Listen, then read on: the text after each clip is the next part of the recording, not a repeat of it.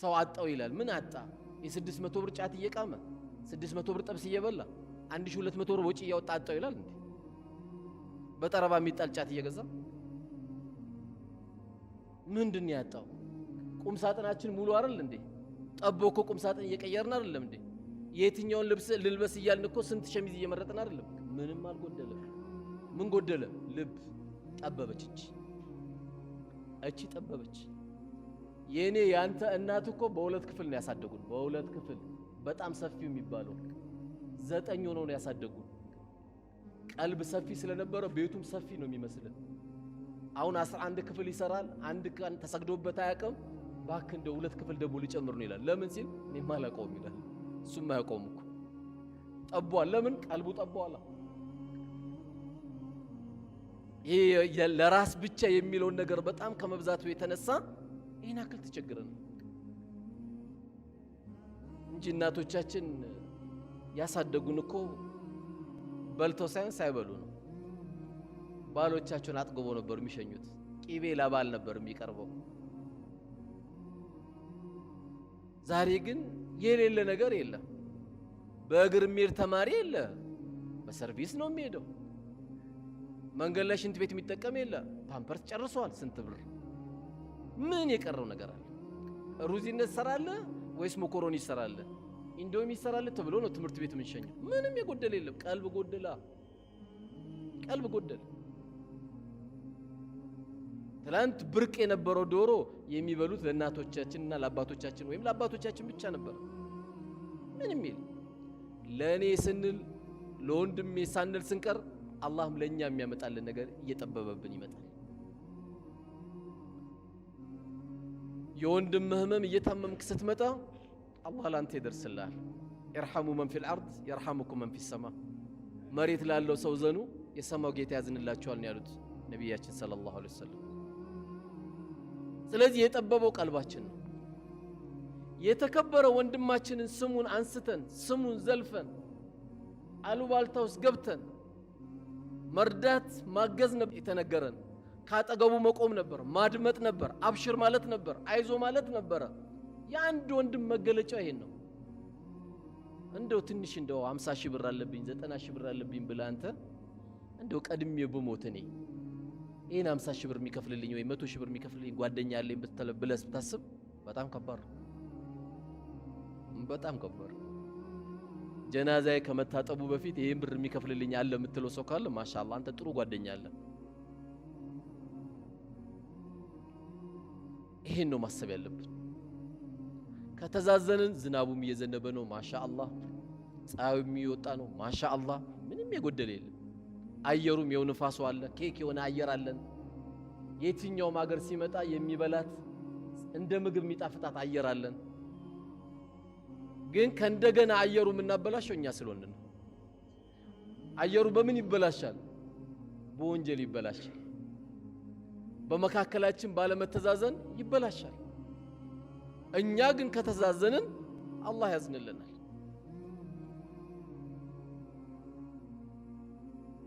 ስለዚህ የአንድ ሰው ትልቁ መገለጫው ምን መሰላችሁ? አንተ በሰው ላይ የተጣድቅ ሰው አይደለም።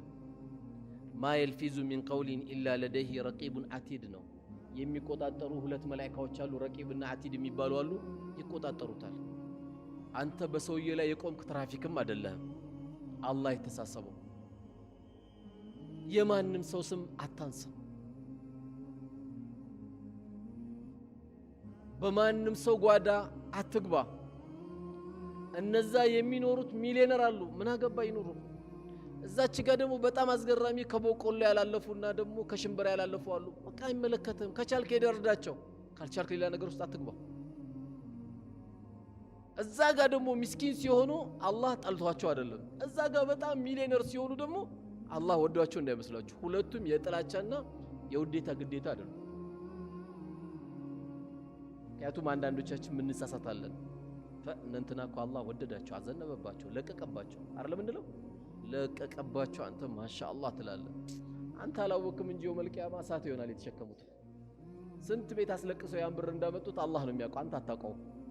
ያንተን ጸጋ የምታውቀው ነገ የውመል ቂያማ ነው። አንተ አላህ ያዋለልን ጸጋ የምታውቀው ዛሬ አይደለም፣ ነገ የውመል ቂያማ ነው የምታውቀው። ስለማንም ፎቅ፣ ስለማንም መኪና፣ ስለማንም ብር አንተ አይመለከትም። አላህ የውመል ቂያማ የሰው ልጆች 4 ነገር ሳይጠይቁ አያልፉም ተብሏል። 4 ነገር ማንም ሰው ሳይጠይቅ አያልፍም። ከነዛ መካከል አንዱ ገንዘብ ነው። ገንዘብ ደግሞ ለሁለት ነው ጥያቄው። ከየት አመጣ? በምን አወጣ?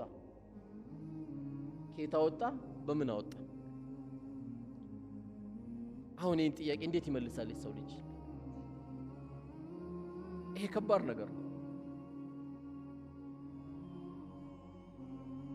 ስለዚህ ስለማንም ሰው ላይፍ ህይወት እኛ እንዳንገባ። ለምን በደከመ ቢሆን ሀብታም መሆን ያለበት ወፍጮ ቤት ጤፍ የሚሸከሙ ነበሩ። 30 ዓመት እስካሁን ለነማዘር ጤፍ ሲያመጡ አይደለም? 25 ዓመት 20 ዓመት በእኛ ካልኩሌተር ቢሆን ምንም አዲስ አበባን አያውቅም። አላህ ወደ 10 ፎቅ ሊሰጠው ይችላል። እኛ ምን አገባን? نحن قسمنا بينكم እያለ አላህ እኛን የምናከፋፍለው እንጂ እናንተ አይደላችሁ የምታከፋፍሉት ነው ያለው። ምክንያቱም ከሐሜት ጀርባ አጠገቡ ምን አለ? አንድ ሰው ሲያማከው ውስጡ ሌላ በሽታ አለ። ምንድነው? እስቲ ማን ነው የሚነግረኝ? ምቀኝነት አለ። የሚያማሰው እኮ ምቀኝነት ስላለው። አላህ ደግሞ ምን አለ? አም يحسدون الناس على ما آتاهم الله من فضله እኔ ባከፋፈልኩት ርዝቅ ነው እንዴ እናንተ የምትመቀኛኙት አለ። ስለዚህ ከማን ጋር የተጣለው? ከአላህ ጋር ነው። አከፋፋይ አላህ ነው። አንተ የተሰጠ ድርሻ ካለ ለሚገባው አካል ማከፋፈል ነው ካንተ የሚጠበቀው።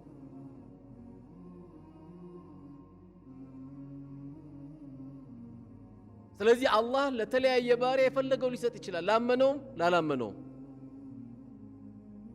ላመፀውም ላላመፀውም አላህ ለፈለገው ይከለክላል፣ ለፈለገው ይሰጣል። ዱንያ እንደሆነች 950 ዓመት እድሜ ኖረው የሚሄዱ የኑህ ህዝቦች አልፈውበታል። ይሄው 60 እና 70 ዓመት ደግሞ ተብሎ የተነገረው ይሄ ኡማ ነው። ዛሬ መስጊዳችን 90 የሚያክል እድሜ ከተገኙ ማሻአላህ በሉት፣ ጨረሱት፣ ጨፈጨፉት እኮ ነው እድሜ የብዙ ሰው ነው የበሉት ነው የሚባለው። ግን ያው ዱንያን ጨርሰው አይደለም የሄዱት፣ ነክተዋት ነው የሄዱት። ዱንያ እኛን ትጨርሰናለች እንጂ እኛን ጨርሳትማ። ሰዎችን እየጨረሰች ነው የምትወስደው እንጂ አንተ አጨርሳት። ትውልድ እየተካካይዳል እያለ ቂያማ ይቆማል። ስለዚህ ማንም ሰው ሐሜት የሚባል ነገር ሲጀምር መጀመሪያም በሽተኛ ነው ያሰውየ። ሐሜትን ሲጀምር ምንድነው? በዛ ወንድሙ ወይም በዛ እህቱ ወይም በዛ ቤተሰብ የታመመው በሽታ ስላለን ያ በሽታው ምንድነው? ምቀኝነት ነው። እንዴት ከየት አመጡ? አንተ አላህ ለወንድም የሰጠው አንተ ጋር መጥቶ ካልኩሌተር ይዞ የሳብ መስራት አለበት እንዴ? አላህ ይጨምርለት እንጂ ማለት ያለበት። ለዚህ ነው እኮ ማሻአላህ በሉ የተባለው። አንተ አልহামዱሊላህ የማይበላ የማይጠጣ የማይሞት የማያንገላጃ ጌታ ነው አላህ እስልምናን የሰጠ ጌታ። አልহামዱሊላህ በምን ይለካል? ኒዕመተል ኢስላም በምን ይለካል? አውርተን ማንጨርሰው እኮ ጸጋ ያለበት ነው። አውርተን ይሄ ቁጭ ብለን ሁላችንም አንድ ሽታ የለም አጠገባችን። ለምን? ሽታ ቢኖር እዚህ ቤት መግባት ስለማይችል። ሹፍ አንድ ሽታ የለም። ይሄን ጸጋ ነው የሰጠ። ያለ ውዱ የተቀመጠ የለም። ለምን? ሰላቱ ስለሚበላሽበት። ንጹህ ነው ማለት ነው። ጀናባው ነው አልገባም፣ ሻወር ታጥቦ ነው የመጣው። ይሄን ኒዕመተል ኢስላም አላህ ሰጠ። ዳሩ ሰላም የሚል ትልቁ የሰላም አገር ደግሞ ጠብቃቸዋለሁ እያለ ነው አላህ። በቀልቡ ላይ የጎመን ዘር የምታክል ላኢላሃ ኢላላህ ያለበት ሰው ጀሃነም እንኳን ከገባ አውጡት ነው የሚባለው። ላኢላሃ ኢላላህ ራሱ እኮ ተስፋ ነው። ተስፋ በእኛ ሰላት ባንገባ በአላህ ረህመት ግን እንገባለን፣ እንከጅላለን ከጌታችን። ይህን ትልቅ ጸጋ ከሰጠ አልহামዱሊላህ።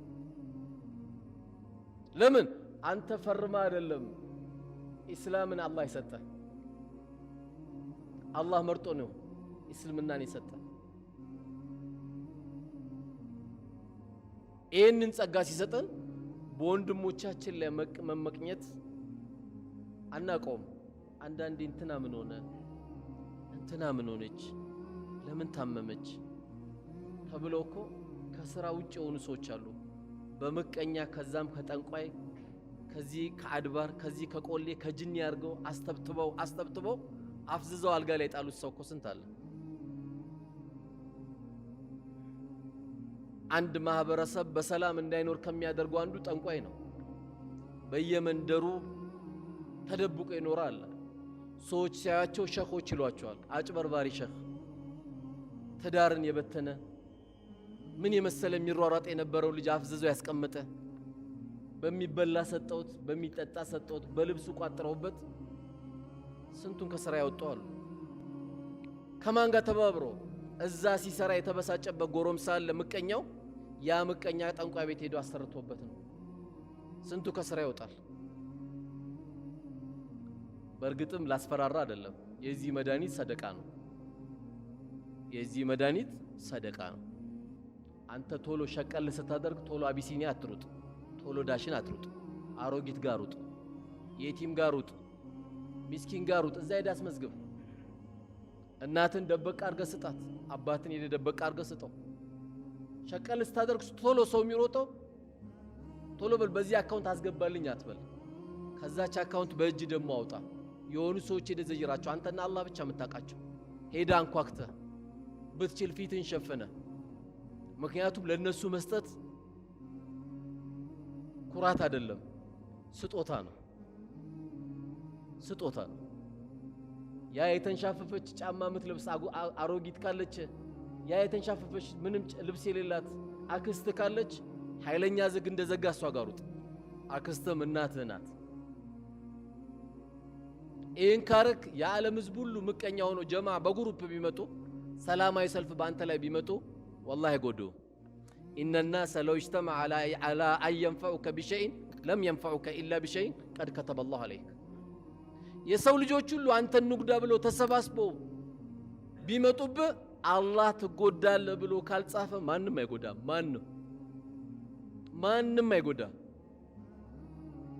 አላህ የጻፈብህ አይቀርም ጣሊያንም ሄደ ብትታከም ጀናዛ ይመጣል ከጣሊያን ካለ ትመጣለህ አይደለም እዚህ በጥቁር አዝሙድ ትድናለህ ካለ ጥቁር አዝሙድ ውጣ ትነሳለህ 1000 ዶክተር ስላየም አድንም አንድ ሰውም ብቻ ስላከመም ደግሞ አትሞትም አላህ የጻፈው ካለ እዛች ላይ የቀረችው አንድ ማንኪያ ኩባያ ካለች ትጨርሳለህ ትሄዳታለህ ገና ነው ካለ ደግሞ ትቀጥላለህ ማንም አንተ ሉግዳቢል والله መጉዳት አይችልም ቢጎዳማ ስንቱ ይጨርስ ነበርኩ ስለዚህ ወንድሞቻችን ላይ የሚያመጣብን ምቀኝነት ሲመጣብን كما قال الرسول عليه الصلاه والسلام በወንድሞቻችን ላይ ምቀኝነት ከች ሲልብን ልባችን ላይ ሲመጣብን የመጀመሪያው እርምጃችን ምን ይሆናል ኢስቲግፋር ነው ጌታዬ ወይ ምህረት አንተን እጠይቃለሁ إذا حصرت فاستغفر الله ወንድሞች ላይ ምቀኝነት ከች ሲልብህ አስተግፍሩላህ ጌታዬ ሰጪው አንተ አይደል እንዴ ከልካይ አንተ አይደል እንዴ ሁሉ ነገር የምታደርገው አንተ አይደለም ብለህ ለአላህ ምህረት መጠየቅ አለብህ የምቀኝነት መድኃኒቱ ኢስቲግፋር ነው ማድረግ ያለብህ ስለዚህ ሙእሚን ትልቁ የስነ ምግባር መገለጫው ምንድነው ከተባለ ወንድሞቹ ባገኙት ነገር አይበሳጭም ተደሳሽ ነው በቃ ለምን ወንድም ባያገኝ ኖር የመስጊድ እኮ አይሰራም ነበር ከየት መጣ ወንድም እኮ ስላገኘ ነው ወንድም ስላገኘ አይደል እንዴ ምንጣፍ ያገኘው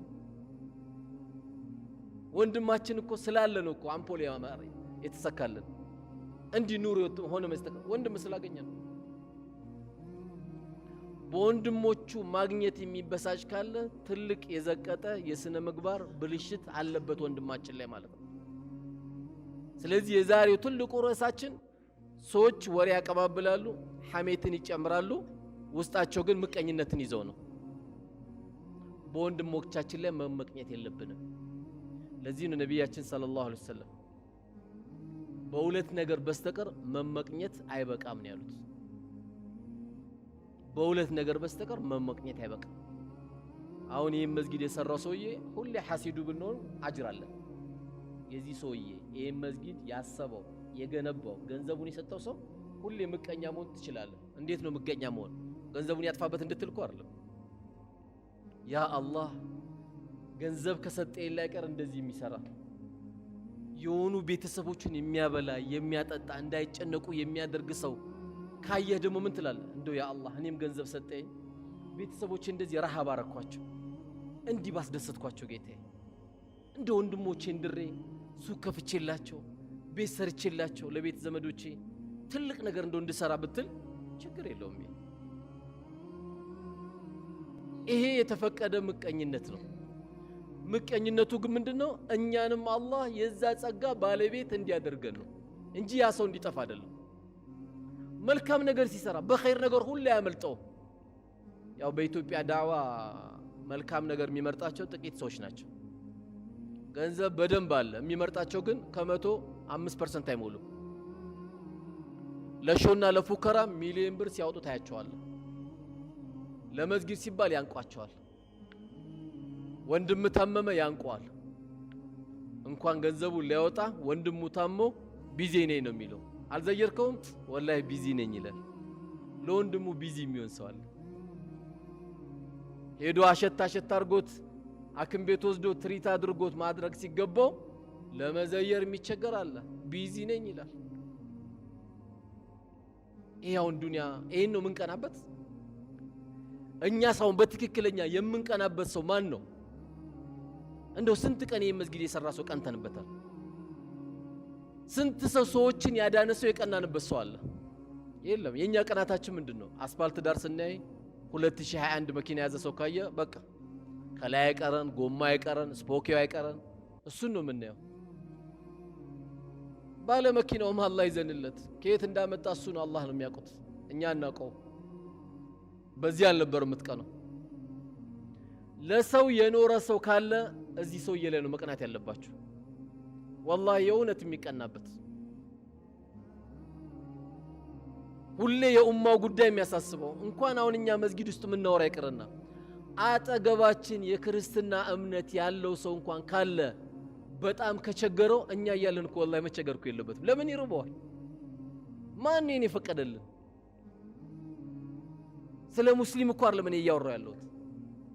እኛ የዚህች ሀገር ሰዎች እኮ አይደለንም። እኛ እያለን ሰው ሊርበው አይገባም ነበር። እኛ እያለን በባዶ እግር ሰው መሄድ አልነበረበትም። ለምን ስግብግብ ሆንን? ሙእሚን ደግሞ ምንድነው? ቸር ነው።